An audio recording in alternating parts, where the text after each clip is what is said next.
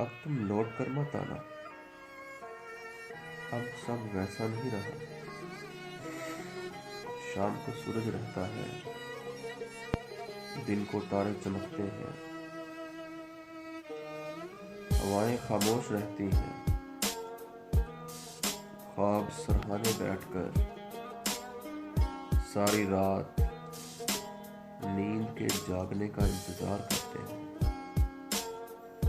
और एक नींद है कि नींद तारीकी का नाम सुनते ही शॉपिंग का बहाना लगाकर सैर को निकल जाती है। अब हम खुद से और तेरी यादों से उकता चुके हैं। अब हमें मसरूफ रहने के लिए दफ्तर में ढेरों काम करने पड़ते हैं। अब तुम लौट कर मत आना। अब सब वैसा नहीं रहा।